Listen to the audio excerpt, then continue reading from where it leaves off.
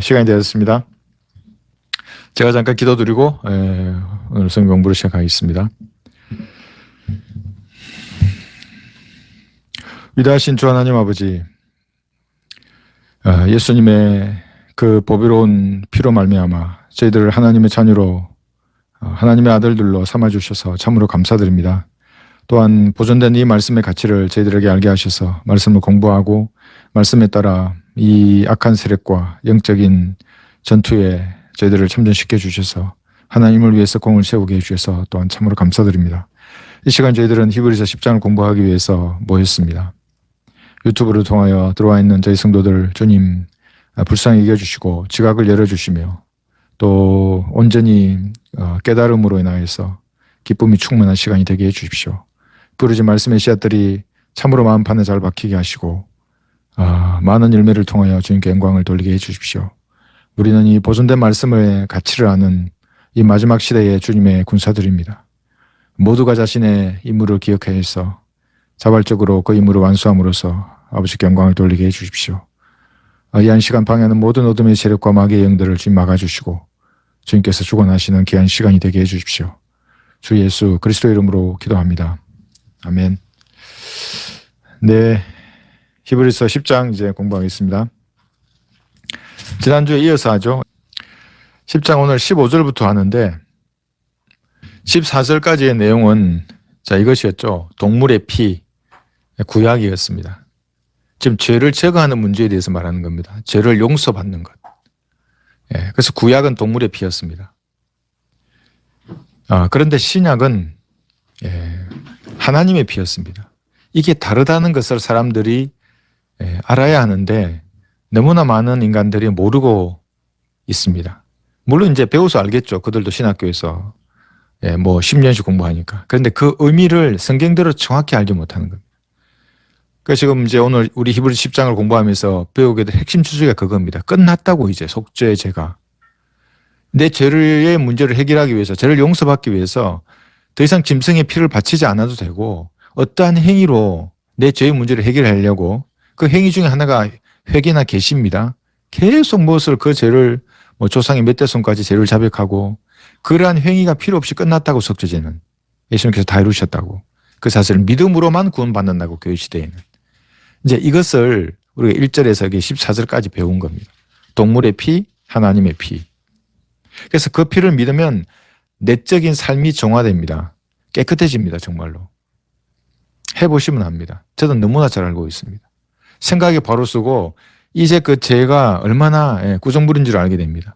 물론 중간에 한번 담글 수도 있습니다. 즉시 뺍니다. 자백하고 다시는 가지 않습니다. 쳐다보지 않습니다. 그리스도인의 삶입니다. 그래서 죄악 가운데는 결코 살 수 없습니다. 그리스도인들은. 넘어질 수는 있을지언정 다시 일어서는 겁니다. 그래서 죄가 제거되었다는 것을 우리가 배웠습니다.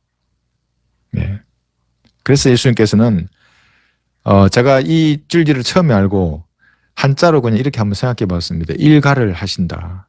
고함을 치는 겁니다. 호통을 치는 겁니다. 소리를 치는 겁니다. 그게 뭐냐면 다 이루었다는 겁니다. 예수님께서. 나약하게 힘없이 하는 말이 아니고 다 이루었다고. 물론 그 고통 가운데 하신 말씀이시지만 힘 있는 말씀입니다. 끝났다고. 더 이상 속죄죄를 들을 것이 없다고. 그러면서 휴장이 찢어진 겁니다. 오늘 그것을 14절까지 했는데 15절부터 이제 하는 이 내용들은 이제 교회 시대에도 적용되는 내용들이 이제 많이 있습니다. 그런 것들 한번 이제 살펴보겠습니다. 15절 보시면 히브리서 10장입니다. 여러분 성경을 다 펴십시오. 펴서 한번 보겠습니다. 그래서 항상 이 문맥이 뭐라고 말씀하시는가를 여러분이 아셔야 됩니다. 그리고 그 단어가 뭐라고 말하는지를 봐야 되고 더 크게는 히브리서는 누구에게 써진 서신인가 이걸 봐야 하는 겁니다. 대혼란 시대를 살아간 히브리 성도들을 위해서 써졌는데 이게 구원받은 유대인 성도가 아닙니다. 그러면 또 하나의 이단을 만들어내는 겁니다. 이 히브리서 1장에 분명히 나와 있는데도 불구하고 구원받은 유대인 성도다 교회 시대에 이렇게 말하면 정신이 이상한 사람이죠. 난독증이고. 그래서 여기 15절에서 보시면 그것에 관하여 성령께서도 우리에게 증거자가 되셨으니 이는 그 후에 그가 미리 말씀하시기를 이렇게 하는데 이 그것이 1절부터 14절까지의 내용입니다. 단번 속죄. 예수님께서 다 이루신 그것. 그것에 관하여 성령께서도 증거자가 되는 겁니다. 우리만 증인인데 성령께서도 증인입니까? 예, 그렇다고 말합니다. 예. 그래서 예, 사도행전 5장 32절에 보시면 우리만 증인이 아닙니다. 5장 32절을 보시면 사도행전 5장 32절 우리는 이런 일에 대한 그의 증인들이요 또 하나님께서 그분께 순종하는 사람들에게 주신 성령도 그러하니라고 하더라. 성령도 증인이십니다. 그래서 여러분이 기도할 때 성령께서 그 사람의 마음을 더 세게 두드리는 겁니다. 그 내 가족을 구원받게 해달라고 기도하는 겁니다. 하나님 앞에. 믿음으로 기도하는 겁니다. 네, 믿음으로 구해야 합니다. 이 말을 하나님이 들으실까 안 들으실까? 그럼 왜 기도하십니까? 당연히 들으시지. 내 생각나는 죄를 자백하고 내가 바른 교리 위에 서 있다면 하나님 앞에 간구하는 겁니다. 그렇게. 예, 성령께서도 증거하시는 겁니다. 그러니까 여러분 보면 지금도 많은 이런 역사가 일어납니다. 제가 구원받았을 때도 이런 성령께서 증인으로서 저를 두드리신 겁니다. 생각 가운데 질문을 던지시는 겁니다. 내가 죄인이냐? 하나 전 죄인입니다. 예수님이 왜 달렸냐? 십자가에? 죄인을 위해 달렸다고 들었습니다. 그러면 너를 위해 달린 게 아니냐? 이게 누구의 역사입니까? 성령님께서 질문하시고 답변함으로써 제가 깨닫게 된 겁니다. 질문 안 하셨으면 몰랐죠. 세상에서 죄에 그냥 그렇게 살았죠. 네. 성령님도 증거하십니다. 자, 그런데 여기서 말하는 그것, 다시 여기 15절입니다. 그것이 단번 속죄라고 했는데, 오늘 어떤 분이 이제 그 댓글 하셨습니다. 유튜브에. 요한복음 1장 29절 한번 보겠습니다. 세상 죄를 제거하는 하나님의 어린 양이라고 여기 기록되어 있는데, 요한복음 1장 29절. 여러분 보십시오. 여기 보시면. 그 다음날 요한이 예수께서 자기에게 오시는 것을 보고 말하기를 보라 세상 죄를 처가하는 하나님의 어린 양이라. 이제 그분의 댓글에 질문 요구했습니다.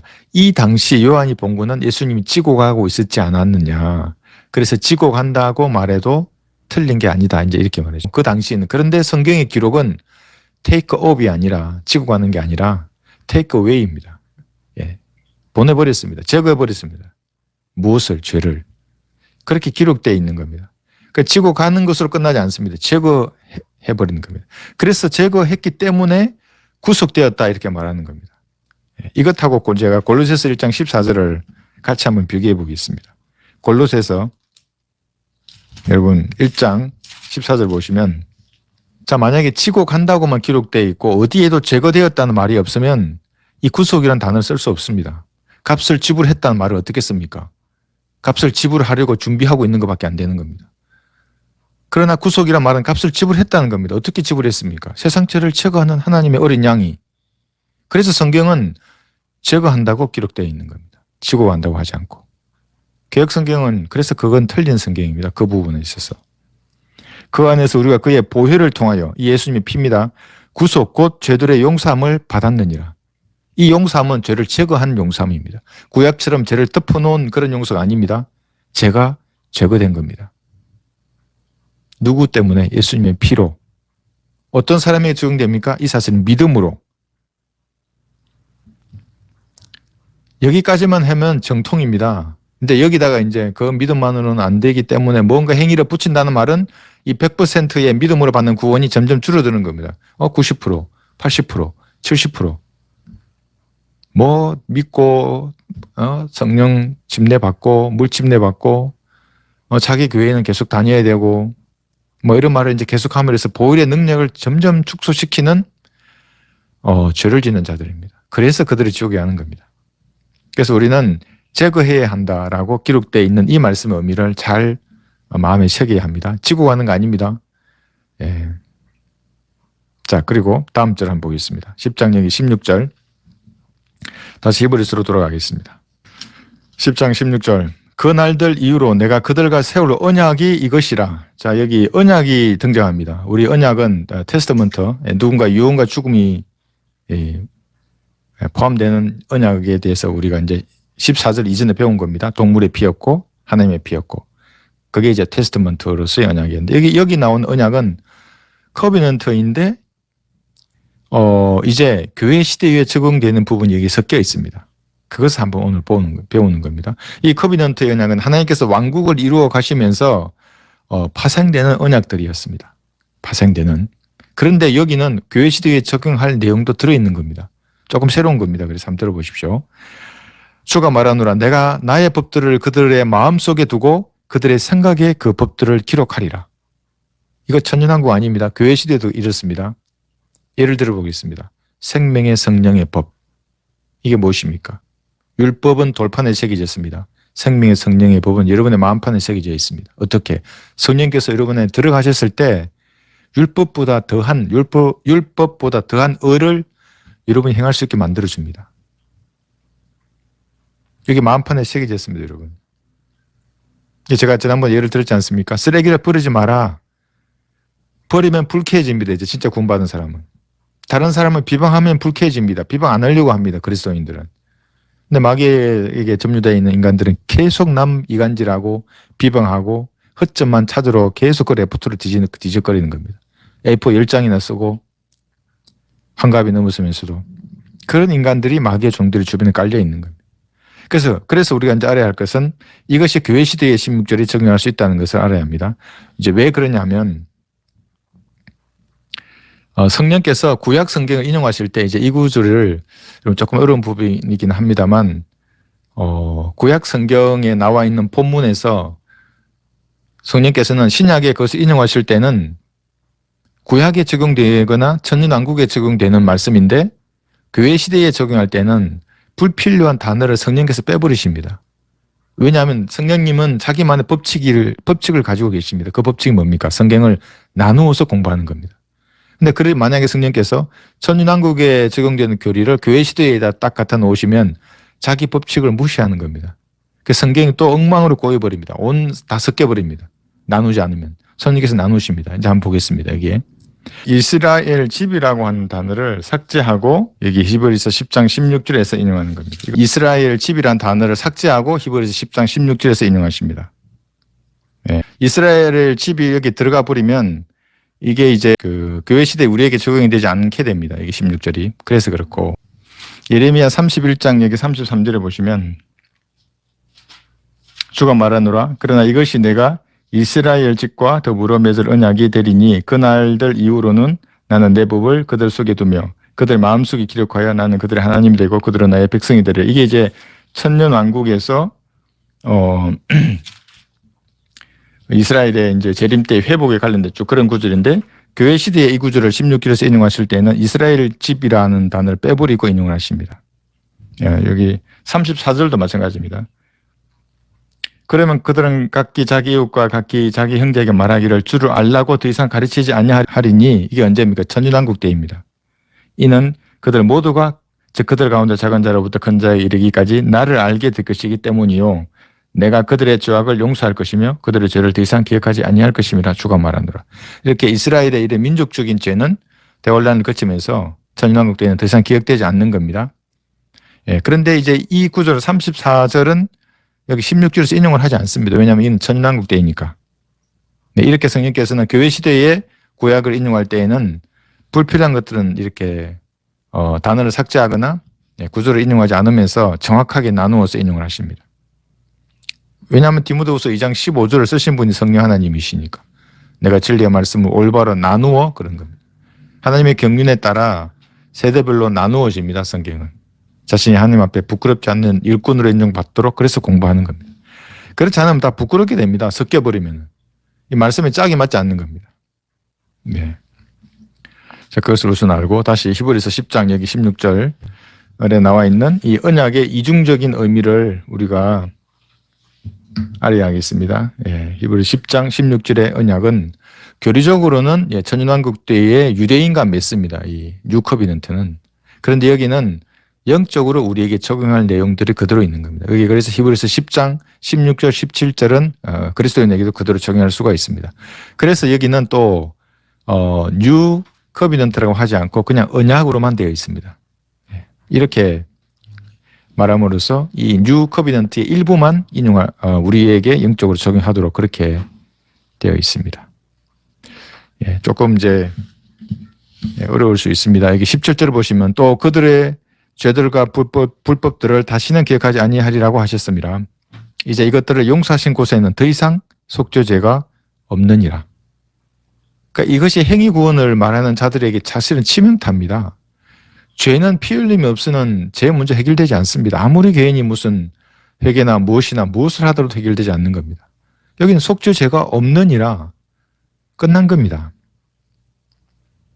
죄가 그래서 제거된 겁니다. take away 돼버린 겁니다. 더 이상 속죄죄가 없습니다.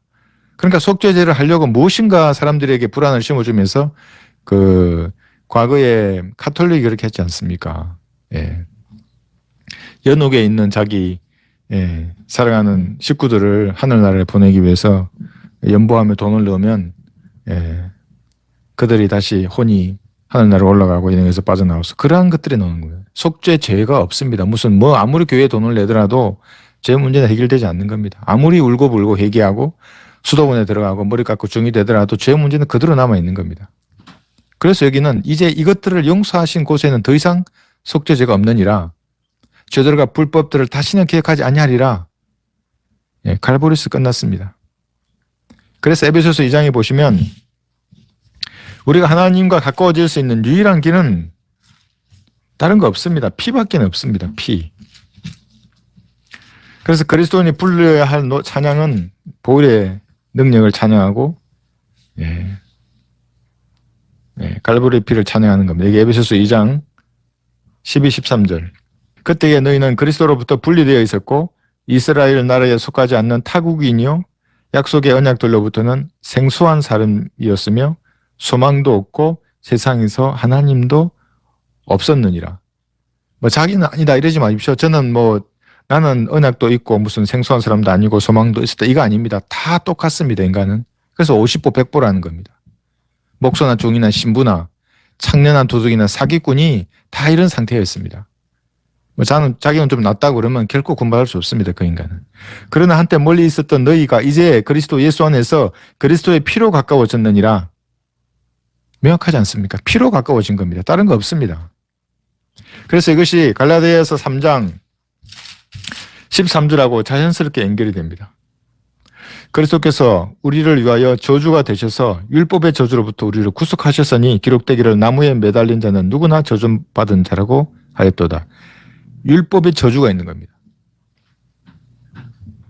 사망에 쏘는 것은 죄요. 죄의 능력이 율법입니다. 무서운 겁니다. 율법은. 그 사람의 몸을 다 죽이는 겁니다. 혼도 지옥에 던지는 겁니다. 영원토록. 그런데 여기 13절에 나와 있는 대로 율법의 저주로부터 우리를 구속한 겁니다. 값을 주고 그 저주로부터 우리를 빼오셨습니다. 명확합니다. 그것이. 고린도후서 5장 21절에서도 말씀하십니다. 고린도후서 5장 21절. 하나님께서 죄를 알지도 못하는 것을 우리를 위하여 죄로 삼으신 것은 우리로 하여금 그 안에서 하나님의 의가 되게 하려 하십니다. 그래서 어떤 인간 내 설교를 들었는데 예수님이 하나님의 의랍니다. 네, 의입니다. 어떻게? 좀 구체적으로 말을 해봐. 여기 나와 있는 대로 죄로 삼으신 그 예수님, 십자가 흘리신 피로 찢겨진 몸으로 죄가 되셨습니다. 죄인이니까 당연히 그렇게 되셨죠.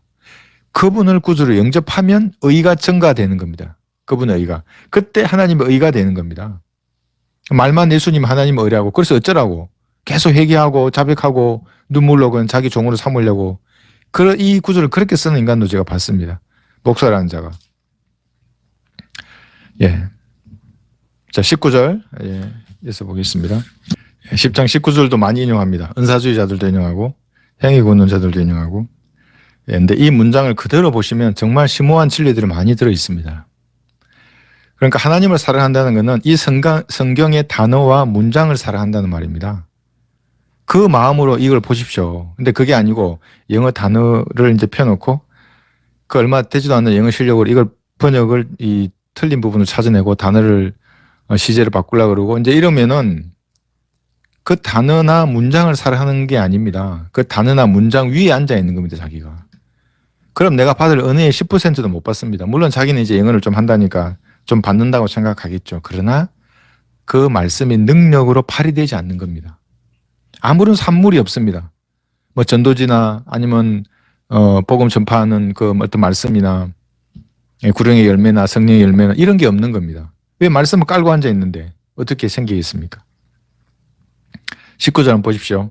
그러므로 형제들아 우리가 예수의 피로 인하여 담대하게 지성소에 들어가나니 그 어떤 것도 지성소 하나님이 계신 그 거룩한 장소에 못 들어갑니다. 죄인들은 다 죽습니다. 죽어 마땅하고 아까 얘기했지 않습니까? 세상에서 소망도 없이 살은 인간들입니다. 전부 마귀의 자식들입니다. 근데 예수님의 피로 인하여 담대하게 지성소에 들어가는 겁니다. 오직 다른 건 없습니다. 불가능합니다. 그가 우리를 위하여 바치신 새롭고 살아있는 길로 이제 잘 한번 봅시다. 휘장 곧 그의 육체를 통하여 들어가느니라. 여러분 이제 여기 휘장이 나옵니다. 새롭고 살아있는 길이 있고 길거리 가면 그러지 않습니까? 저도 과거에 서울에 어디 그 길거리 가면 인상 좋다고 와서 뭐 도에 대해서 많이 물었습니다. 뭐 인상이 참 좋으신데요 하면서 뭐 조상들의 공덕이 어쩌고 뭐 이러면서 난 처음에 이 사람들이 왜 이러나 했어요. 그 민간 세상을 잘 몰랐을 때는.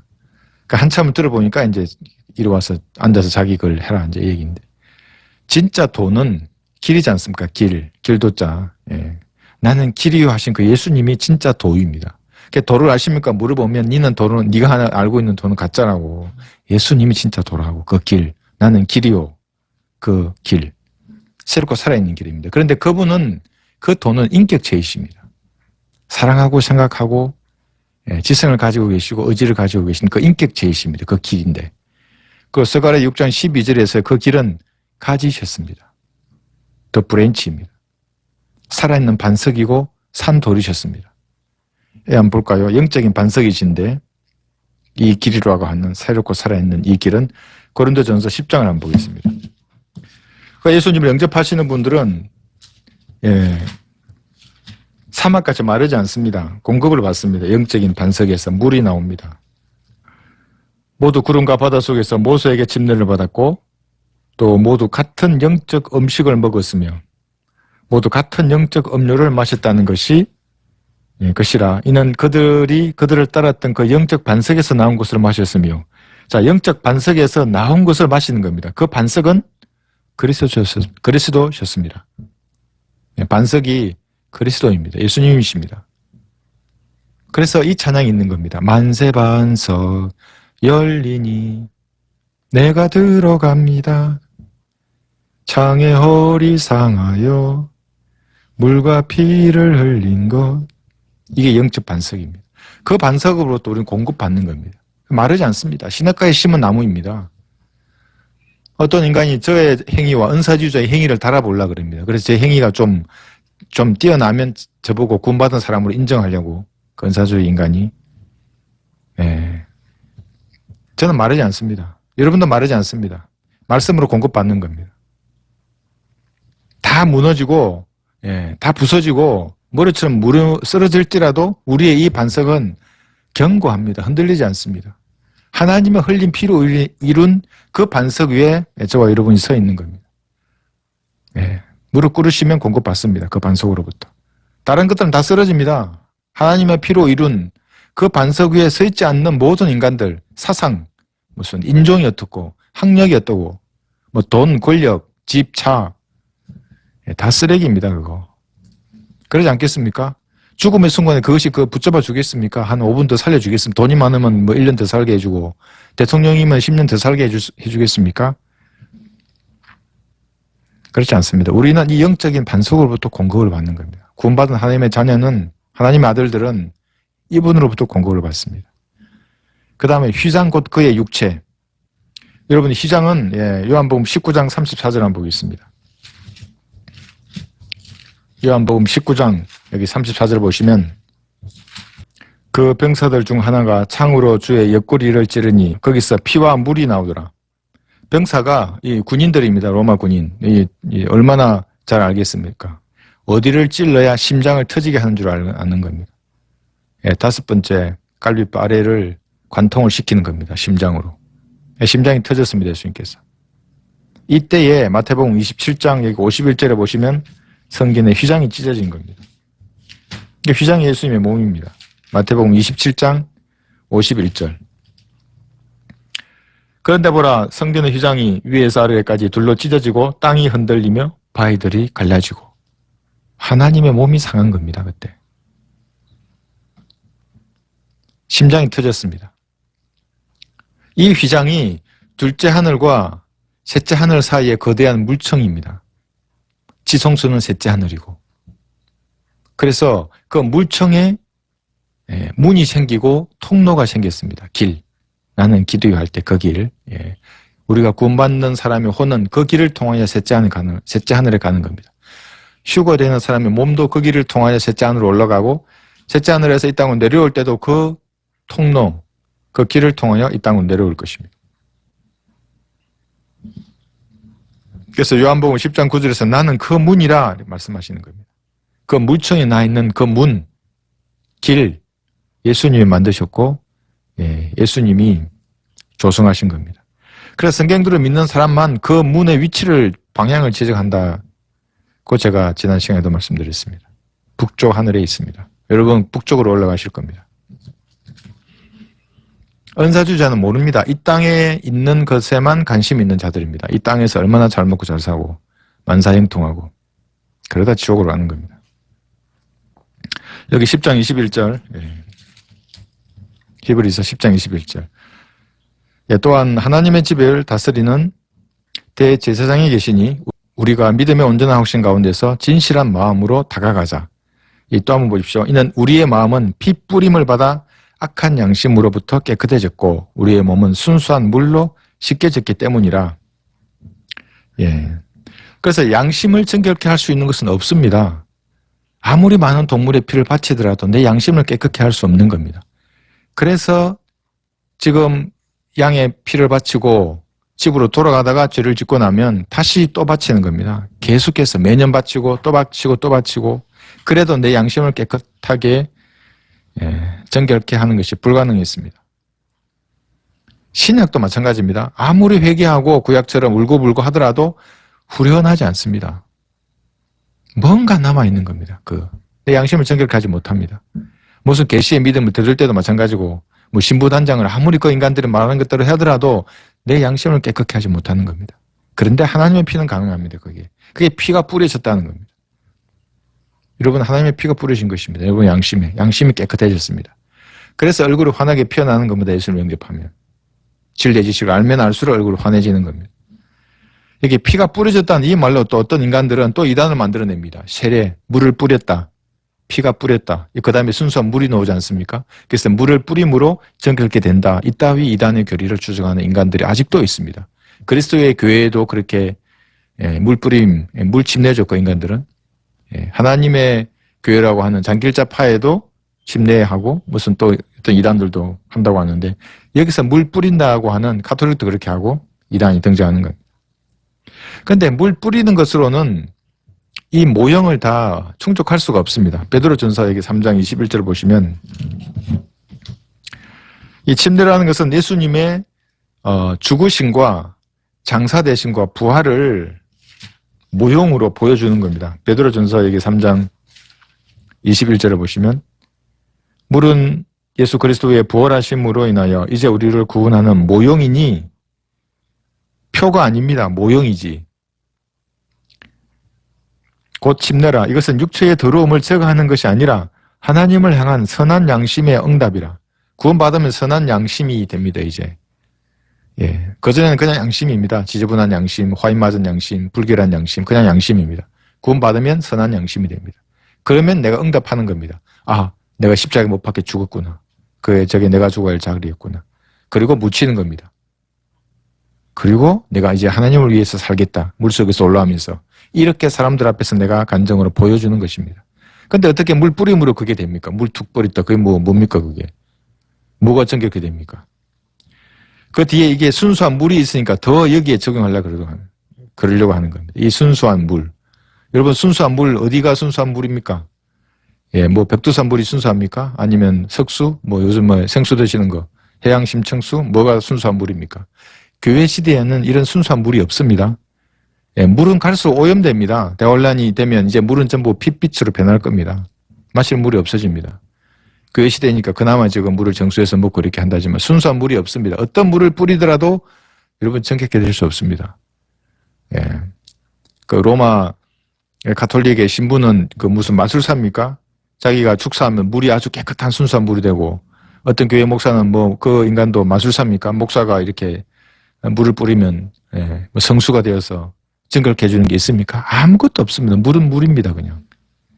이 구절은 뭐냐면, 내 삶에 이제 예수님의 피를 뿌리심을 내가 믿으면 내 삶이 이렇게 순수한 물을 뿌렸듯이 깨끗해진다는 의미입니다. 그 예수님의 피의 능력을 이렇게 물로서 언급하시면서 깨끗해진다는 말입니다. 이게 히브리서 9장 14절하고 연관이 되어 있습니다. 9장 14절에서 이렇게 말씀하십니다. 하물며 영원하신 성령을 통하여 흠없는 자신을 하나님께 드린 그리스도의 피가 어찌 죽은 행실에서 너희 양심을 정결케 하여 살아계신 하나님을 섬기게 하지 못하겠느냐. 피가 섬기게 합니다. 그런데도 어떤 인간들은 아직까지 과거에 속한 육신의 죄들을 즐기지 않습니까? 이 의미를 몰라서 그런 겁니다. 그래서 한번 이거 성경 구절 한번 읽어나 보라고 주는 겁니다. 그 피의 의미가 무엇인지 생각하게 하는 겁니다. 이 의미를 모르기 때문에 하나님의 피의 능력이 얼마나 위대한지를 모르기 때문에 사람들은 아직도 과거의 그 습관들을 그냥 그대로 답습하는 겁니다. 친구들 만나고 먹으라 먹고 마시라 마시고 그렇게 사는 겁니다. 근데 그럴 수는 없죠.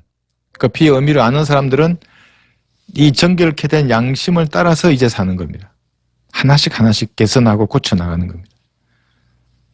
구태에 의한 그런 습관들을 다 버려야 하는 것입니다. 그렇게 됩니다. 네. 그죠? 13절. 황소와 염소의 피와 암송아지의 제도 불길한 자들에게 뿌려 그 육체를 정결케 함으로써 거룩하게 한다면, 과거에 그렇게 했었죠, 구약 때는. 하물며 그렇게 하는 겁니다. 하나님의 피는 어떻게 하겠느냐. 어떤 신부가 뿌리든 목사가 뿌리든 중이 뿌리든 어떤 인간이 뿌리든 물은 똑같은 겁니다. 그렇지 않겠습니까? 그래서 성경에서 말한 이 물, 디도서 3장 5절에서도 말합니다. 한번 볼까요?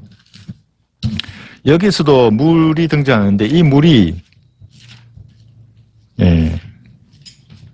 죄인을 정결케 한다고 말하는 또 교단이 있고 목사들이 있습니다.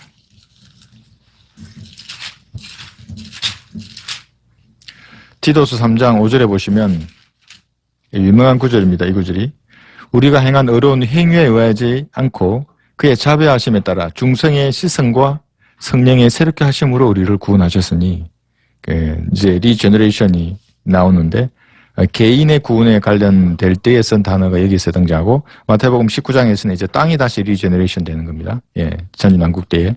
그런데 이때 중성의 시섬이라는 이 단어를 보고 또 물로 말하는 겁니다. 물이 사람을 거듭나게 한다, 이렇게 말하는 겁니다. 이것이 요한복음 3장 5절로 또 가가지고 물과 성령으로 태어나지 아니하면 이 단어를 가지고 물로 다시 물을 뿌리든지 물에 들어가든지 해서 구원받는다, 이렇게 연결합니다, 이단들은. 그런데 물은 성경에서 출생을 말하는 겁니다. 요한복음 3장 5절에서도 물과 성령으로 태어나는 거라고 말하지 않습니까? 물로 태어나고 한 번, 또 성령으로 또 태어나는 거에 대해서 말하는데, 이단들은 이제 이것을 다르게 이렇게 해석을 하는 겁니다. 물이 뭔가 태어나게 할 때 여기 있습니다. 에스겔 36장 보시면 이 구절을 스코필들도 잘못 적용을 합니다. 에스겔 여기 36장 보시면 36장 25절 보시면 이 물은 에스겔 37장에 가면 이제 치료하는 물이 나옵니다. 천년왕국 때의 물입니다. 그러니까 지금 이 교회 시대나 다월란 시대의 물은 갈수록 수질이 더 악화됩니다. 교회 지금도 수질이 악화되어 있고, 한강에는 뭐 이상한 성분도 들어있다고 하지 않습니까, 물에? 그래서 물거리 먹는 겁니다. 이상한 성분이 들어있답니다, 한강의 물에는. 교회 시대가 끝나고 대환란 때가 되면 물이 이제 피로 변하는 겁니다. 그리고 천년왕국에 가면 진짜 이 순수한 물이 있습니다. 물로 뭔가 정결케 되고 물이 뭔가를 치유하게 됩니다. 여기 25, 26절을 보시면 그때 너희 위에 깨끗한 물을 뿌리리라. 그래야 하면 너희가 깨끗게 되리니 너희 모든 더러움과 너희의 모든 우상들로부터 내가 너희를 깨끗게 하리라. 뿌리 깨끗게 합니다. 교회 시대가 아니고 천년왕국 때에.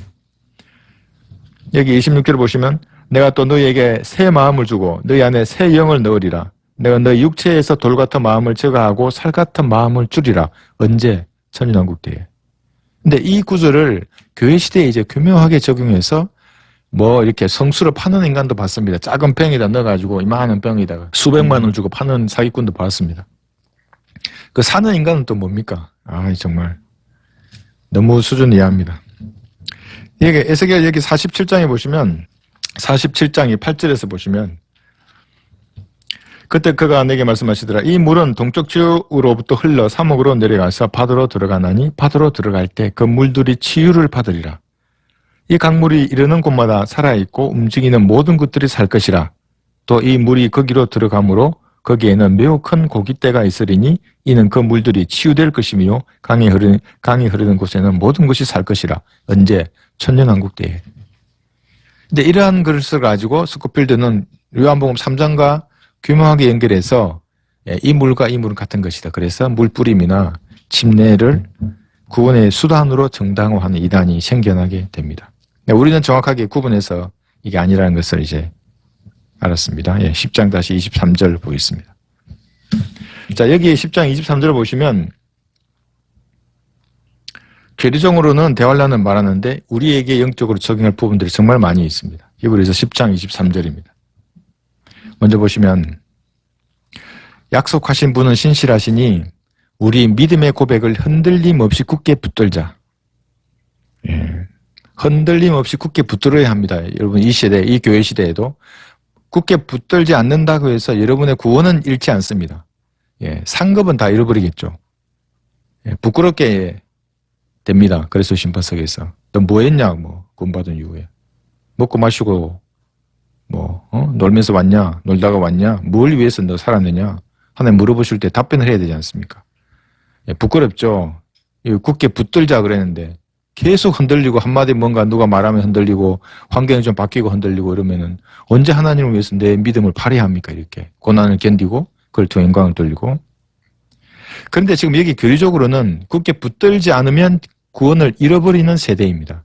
이것이 히브리서 3장 14절에 나와 있는 끝까지 붙들어야 그리스도께 참여하는 자가 된다는 구조로 같은 겁니다. 이것이 흔들림 없이 굳게 붙들지 않으면 성령의 동참자가 되지 아니하고 떨어져 나가버립니다. 히브리서 6장 1절에서 6절 말씀과 짝을 이루는 말씀입니다. 그래서 우리가 이게 흔들림 없이 굳게 붙들자 믿음의 고백을 좋은 말씀입니다. 우리도 굳게 붙들어야 합니다. 그러나 대환란한테 붙들지 못하면 지옥에 간다는 것을 알아야 합니다. 여기 24절 다음에 한번 보십시오. 다음 구절에도 또 서로 생각하여 사랑과 선행을 격려하며 25절 사랑과 선행을 여러분 격려하십니까? 여러분 댓글에 누군가 좋은 말씀을 하거나 간정이 여러분 마음에 감동을 주면 격려하십시오. 감사하다고. 여러분 제 말씀에 혹시라도 은혜 받은 부분이 있으면 감사하다고 하는 겁니다. 그게 격려해 주는 겁니다. 저를 푸시하는 겁니다. 그래 더 열심히 해. 이렇게 사랑과 선행을 격려하는 겁니다. 선행은 무엇입니까? 복음을 전하는 겁니다. 최선의 선행입니다. 그것이. 아니 지옥으로 갈 사람한테 뭐 하는 겁니까? 노래하고 춤추고 옷 사주고 밥 사주고. 물론 복음을 전하기 위한 수단이면 괜찮죠. 아무런 목적도 없고 그것도 없이 그냥 같이 놀고 어울려서 산다 그러면 정말 말이 안 되죠. 그래서 어떤 사람들의 습관처럼 우리 자신들이 함께 모이는 것을 저버리지 말고 서로 권면하여 그날이 가까워 오는 것을 볼수록 더욱 그리하자. 대환란 때의 그날은 재림입니다. 교리적으로 지금 그걸 말하는 겁니다. 그날이 가까워 올수록 환란 성도들은 사랑과 선행을 격려하고 야, 너 떨어지면 나가면 죽는 거야. 지옥에 하는 거야. 표받으면 넌 지옥에 하는 거야. 모이기를 열심히 하는 겁니다. 우리에게도 그대로 적용할 수 있습니다. 얼마나 많은 이단의 세력들이 공격을 합니까?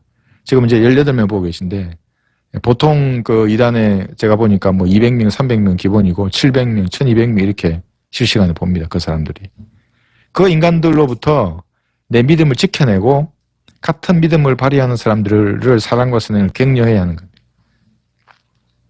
그래서 여기서 강조하는 선행은 또 환란 때의 그 선행과 관련이 있습니다.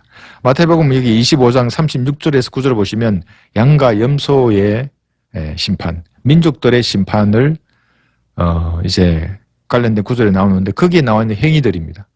사랑과 선행을 해야 합니다. 그때는 붙들어야 돼. 흔들림이 없어야 하고.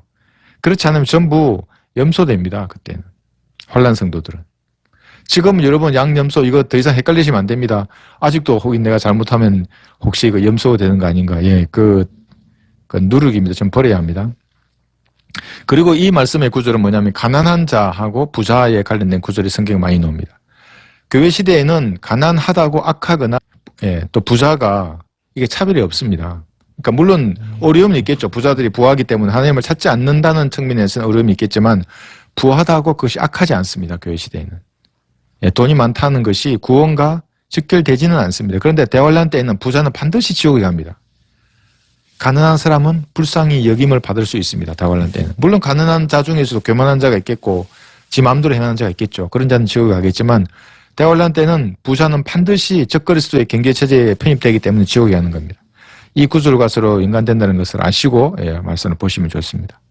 자, 그래서 마지막 날들 이제 이렇게만 목사님의 이 주석서를 보면 저하고도 똑같은 생각입니다. 이 뭐라고 말씀하시냐면 어느 날 갑자기 대환란이 찾아오지 않는다. 겹치는 부분이 있을 것이다. 어떤 것이 겹치는가? 어려운 부분들. 그러니까 사탄의 제가 만든 이거 문구입니다. 마지막 카드. 이 7년의 카드는 한 번밖에 없습니다. 한 번밖에 없는 겁니다. 그러니까 여건을 조성하는 겁니다. 사탄의 입장에서는.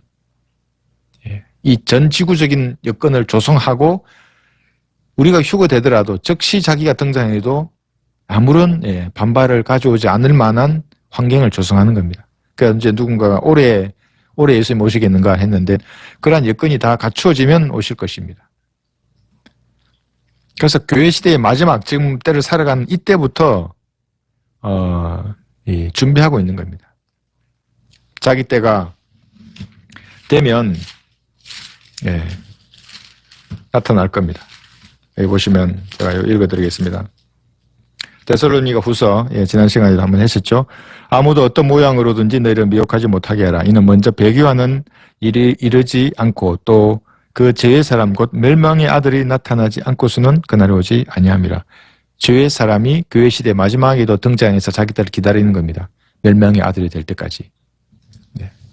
이 정도로만 이제 하고 다음 계속 보시면 그래서 히브리서 10장 여기 23절에서 25절의 이 말씀은 교회 시대 성도들에게도 그대로 우리가 적용할 수 있는 겁니다. 여기 10장 23절 보죠. 고백을 흔들림 없이 굳게 붙들어야 합니다. 은혜의 복음을 여러분 굳게 붙들어야 합니다. 타협하면 안 됩니다. 다른 건 좀 뭐 아이스크림은 양보할 수 있죠. 뭐 과자도 양보할 수 있고 뭐 그런 거야 뭐 양보하는 거예요. 재산도 양보할 수 있습니다. 난 예수님을 선택하겠다고 할 수 있습니다. 그러나 내가 가지고 있는 이 믿음의 고백은 굳게 붙들어야 하는 겁니다. 또 서로 생각하여 사랑과 선행을 격려해야 합니다, 여러분. 격려하지 않으면 잔소리만 하면 이제 보기 싫은 겁니다. 아, 또 잔소리 하러 왔네. 그런데 격려하면 반가운 겁니다, 그 사람이. 그래서 여러분 댓글로도 할 수 있고 전화로도 할 수 있고 카톡으로도 할 수 있습니다. 감사합니다. 격려해주고 서로 이렇게 하시면 좋습니다. 그리고 습관처럼 우리 자신들이 함께 모이는 것을 저버리지 말고 서로 건면하여 그날에 가까워오는 것으로 볼수록 더욱 그리하자. 여러분 그리하십니까? 사탄은 2000년간 이것을 방해해 왔습니다. 흔들리게 만드는 겁니다. 믿음을 거부하게 만들고 세상과 섞이게 만들고 사랑과 선행을 격려하지 못하고 이간질시키고 형제들을 교회의 몸을 파괴하게 하는 겁니다. 지체들 중에 누군가 미운 사람이 있습니까? 아, 사탄이 이거 또 작업을 하는구나 이렇게 생각하시고 예수님의 피로 다 씻어내시고 그 지체를 위해서 기도하는 겁니다. 그러면 그 복이 여러분에게 가는 겁니다. 한번 정발합니다. 해보십시오 한번. 왜냐하면 다른 지체가 그래서 영광을 받지 않습니까? 여러분의 기도의 힘으로 여러분도 영광을 받으시는 겁니다. 그래서 그리고 모이기 힘쓰는 것을 여러분 방해합니다. 모이지 못하게 합니다. 이 법을 만들고 무슨 뭐 마스크가 어쩌고 이 인간이 자기 때가 얼마나 남은 줄도 모르고 그렇게 하는데 모이기를 힘쓰는 겁니다. 그 모일 수 없는 여건이다. 그러면 여기 지금 유튜브로 이렇게 보고 계시고 또 이 영상으로도 같이 할 수 있고 기회가 닿는 대로 모이는 겁니다. 얼마나 많이 복음을 방해합니까? 사탄의 방해. 2000년간 이렇게 온 겁니다. 여러분 보십시오. 북한에 전단을 보냈더니만 개성공단을 연락사무소 100억짜리를 파괴시켜버렸습니다. 그 여자가. 경찰, 군대, 입법, 사법, 국방, 행정부를 다 동원해서 막았습니다. 이미 근데 들어갔습니다. 좀 늦었습니다. 물론 더 할 수도 있었지만 하여튼 기도하고 있습니다. 그 부분. 법이 이제 개선되면 다시 작업을 할 것입니다.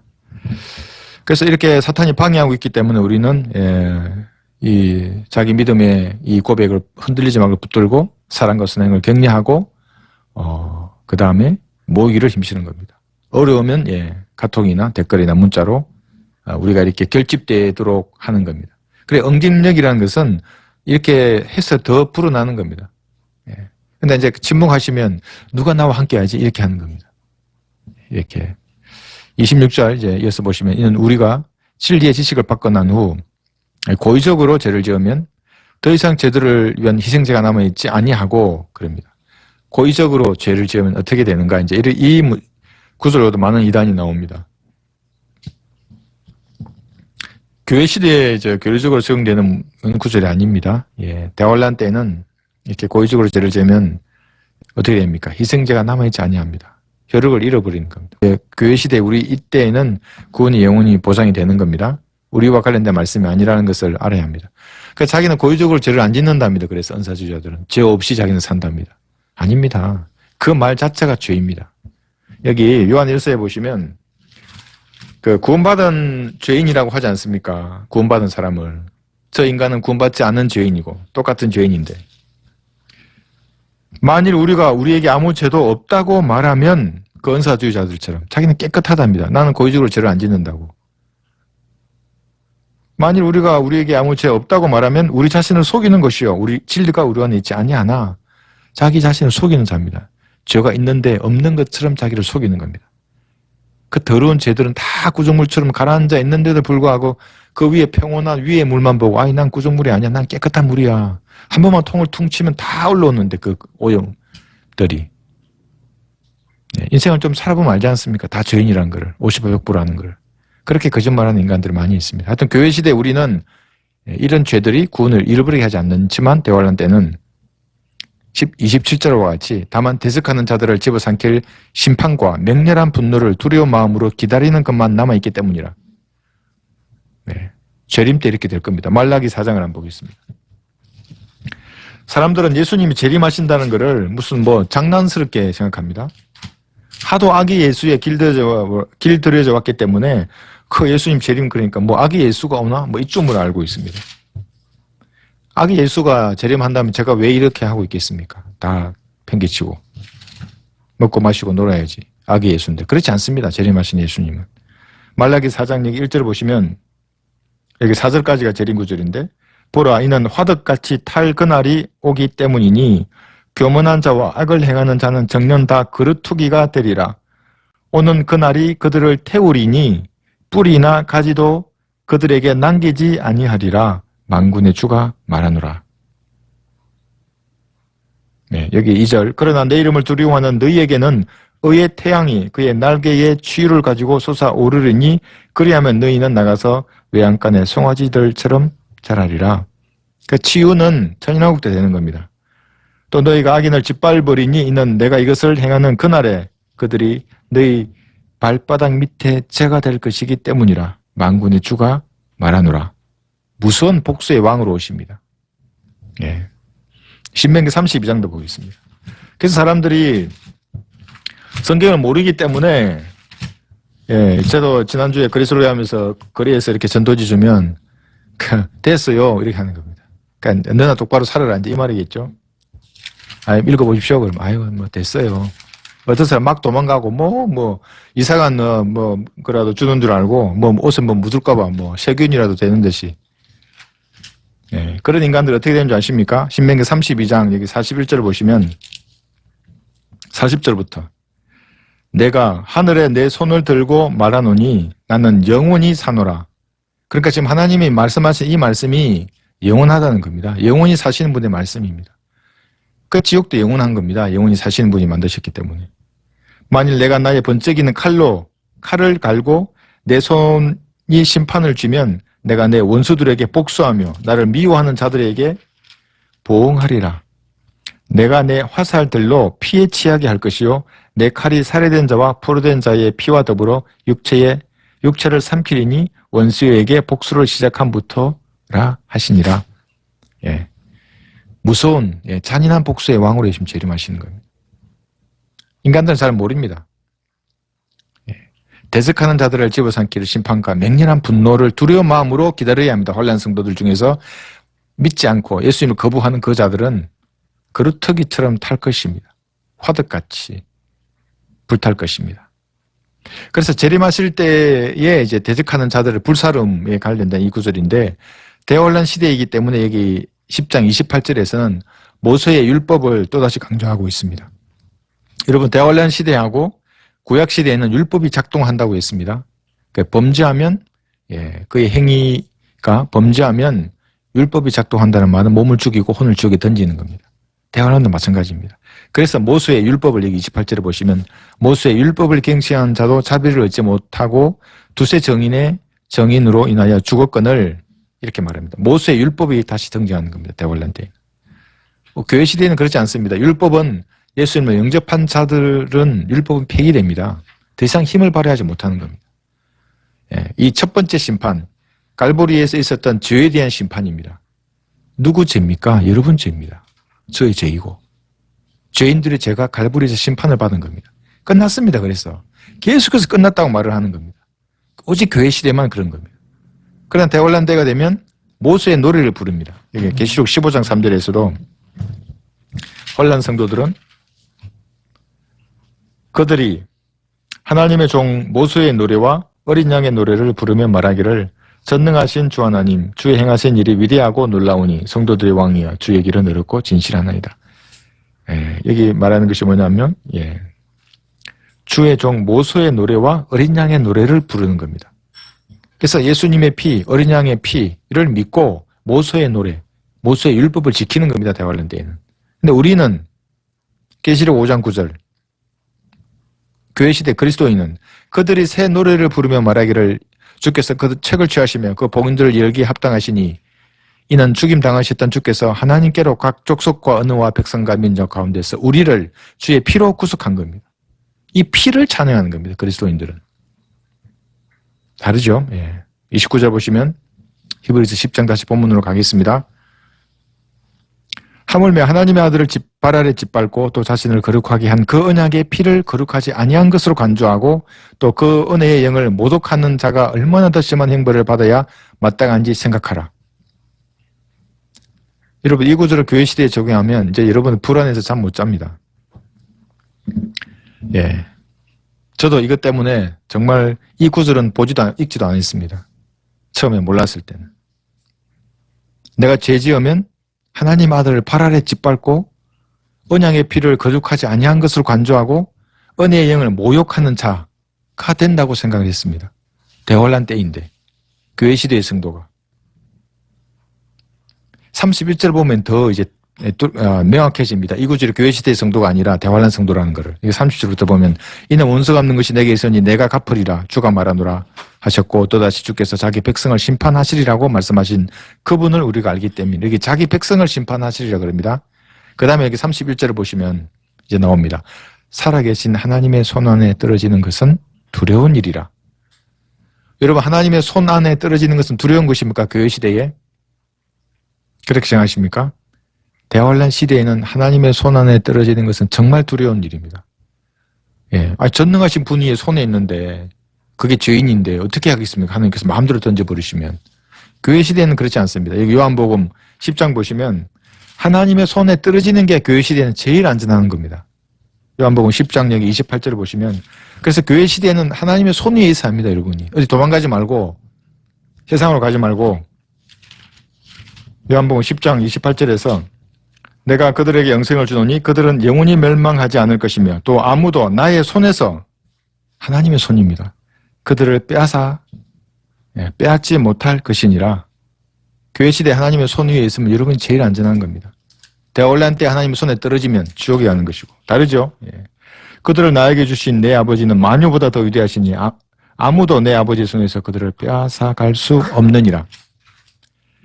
왜냐면, 그런데 이것도 한번 보십시오. 고린도전서 12장에서는 구원받은 그리스도인들은 하나님의 지체입니다.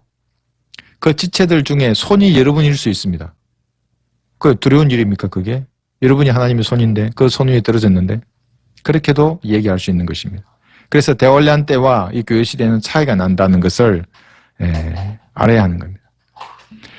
그래서 이 왜 이렇게 되는가? 왜 대환란, 그다음에 전인왕국이나 이 구약 시대하고 교회 시대가 이렇게 차이 나는가? 잘 한번 생각해 보십시오, 여러분. 왜 나누어질 수밖에 없는가? 다른 데에는 구속이 없습니다. 무슨 값을 지불하고 그 죄인을 내가 산 게 없는 겁니다. 하나님의 피값을 지불하고 샀다는 게 없습니다, 구약에는. 대환란은 그걸 믿으면 행위를 지켜내야 하고, 천인왕국은 행위만 하고, 오직 교획시대만 오직 믿음으로 하나님의 은혜로 구원을 받는 겁니다. 대속도 없고 입양 양자됨, 정과 거룩하게 됨, 이런 것들이 다른 시대에는 없는 겁니다. 오직 교회 시대만 이런 것이 있기 때문에 이런 차이가 있습니다. 이것을 여러분들이 정확하게 이제 아시면 좋습니다. 시간이 됐네요. 그래서 오늘은 여기까지, 여기 히브리서 10장 31절까지 이렇게 하고, 다음 시간에 32절부터 계속 공부를 하겠습니다.